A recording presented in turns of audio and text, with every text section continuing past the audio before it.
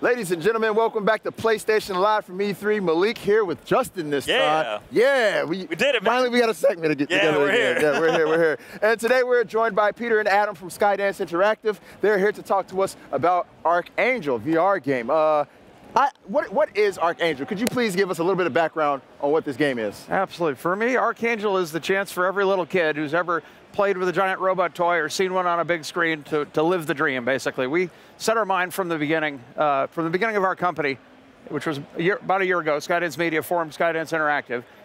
We wanted to make the biggest, baddest game we could pull off that was going to be in the first wave of VR, something benchmark, something awesome. Any one of us had loved the idea of playing with giant robots from being little kids, and we felt that VR was going to give us the opportunity to deliver a sense of scale and power that nothing on a standard console or PC was ever going to be able to equal. Right. Yeah, so we're seeing it on the screen here now. Yeah. We're seeing some gameplay here. And the constant refrain with VR is it looks good when you see it on a screen, but once you strap that headset on, it's such a different, incredible experience. Right. And it constantly surprises me when I play a new game that has VR. How are you guys working with this new format? Are there specific examples of ways that you're using the technology to make this game really shine? Yeah, I mean, there's no matching the sense of presence you get in VR, right? Yeah.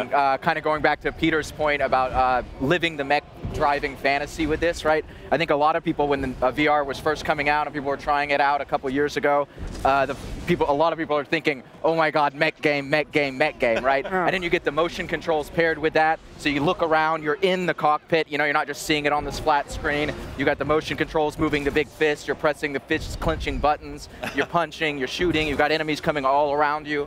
So I think it's something you can only do in VR, and it's so much enhanced with the dual motion controls. Is Archangel playable with DualShock 4 Move controllers? How are you handling that? It is playable with DualShock 4, and every feature is completely supported with it. Nice. But I got to say, it's not quite the same, and you got to have the motion control experience to really feel the power of the mech hands. Nice. Right. Who doesn't like mechs, by the way? I'm just saying, mechs are like the best thing. They really are. They really are. Like, you can't go wrong with it at all. Speaking of mechs, I kind of want to know what was the inspiration behind going the mech route.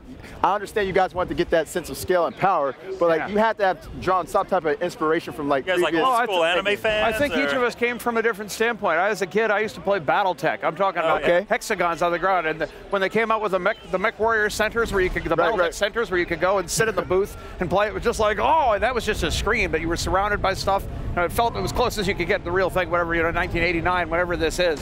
So that was like bread and butter fantasy for me. And I think Adam's got some. A little bit younger than me. He's probably got some other differences. Well, yeah, I mean, we were looking to Pacific Rim, had come out just before, and everybody's pumped about that.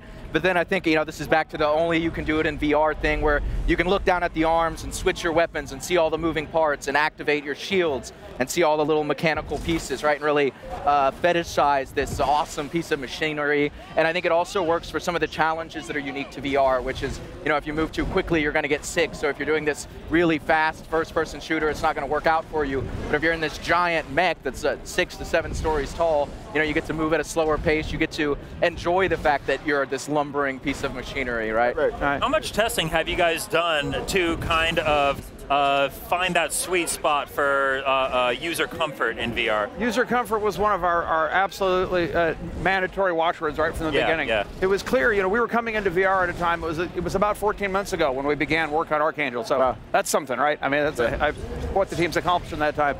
But we were seeing VR that was still at the stage of a lot of gee whiz, a lot of tech demos, a lot of experiences, very little that was like serious commercial product, and a lot of things that were nauseating to you. Everybody was like being hamstrung by the nausea problem. It was clear if we were going to make top quality commercial product, which was our mission, to treat VR like a serious gaming platform, which it clearly was going to be, we had to deliver a comfortable experience. We had to deliver something universal that absolutely everybody was going to play.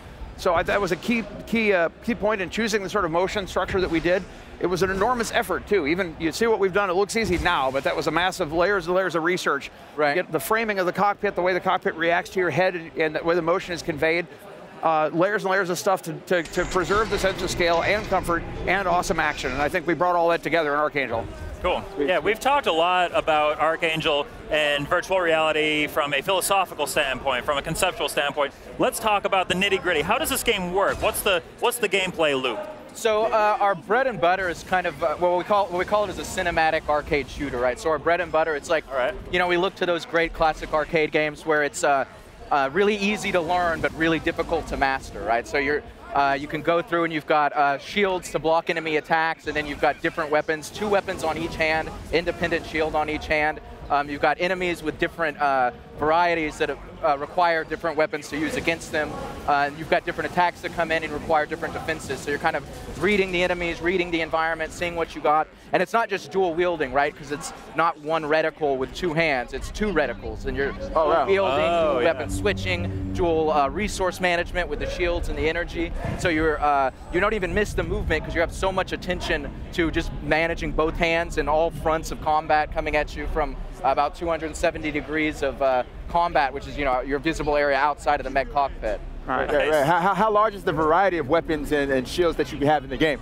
Well, you have 4 baseline weapons, and then as you go through the game, the machine that you're piloting is learning. So if you can look down in the cockpit, you see you got this little AI companion that's connected to you through a neural link and to the mech, and as you fight, it learns. So you get kind of a point system, like experience points. You kill different enemies, they give you different values, and as you go level to level, you get to pick different mech upgrades, right? So you have homing rockets and then heavy rockets, and then you can upgrade them and kind of branch how you, based on how your gameplay is, right? How you want to use the rocket. So you can go for strength, or you can go for more homing, or you can go for, you know, just different varieties. You can also upgrade your shields and your mech hull, so you can get a stronger mech too as you go through. Nice. There's another cool dimension I just want to throw in there is that you're not fighting alone.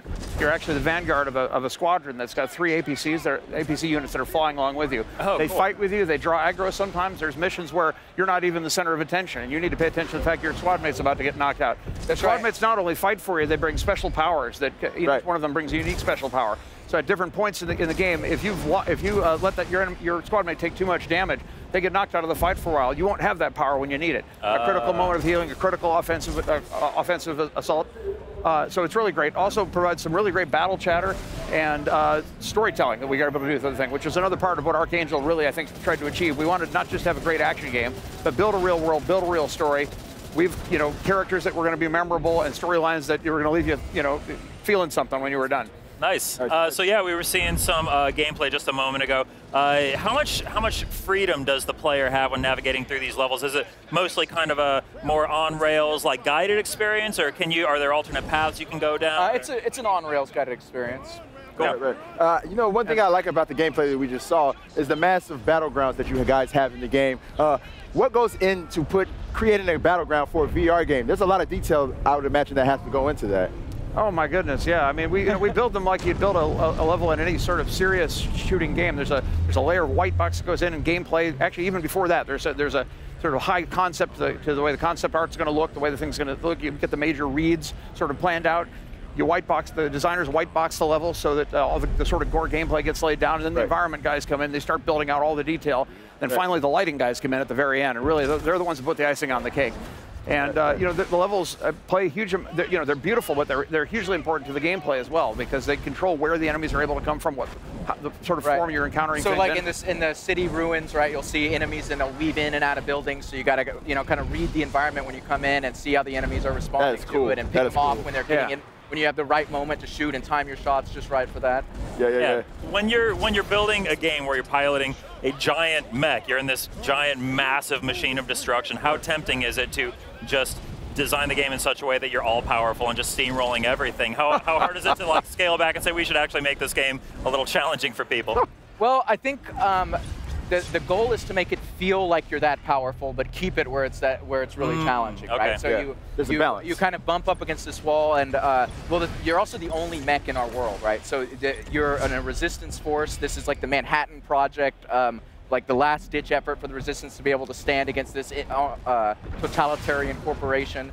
So they have endless amounts of enemies, right? So even though you're this giant, super powerful mech, it's just wave after wave after wave of these guys. So you get to feel powerful and at the same time feel challenged, because you're just dropping dozens and dozens of guys, but they just keep coming because that's the kind of power you're up against. The cinematic structure of gameplay gives you chances to replay at a pretty good frequency. There's a good amount of checkpoints in there, so we can really make some pretty nasty encounters that really rip you. But as you start to learn them, you know, players of variable skill. Maybe, you know, the super great Twitch guy just rips through it, but someone has to learn the level, play it a couple times, they'll be able to enjoy it too. So everybody gets to be a hero in the end.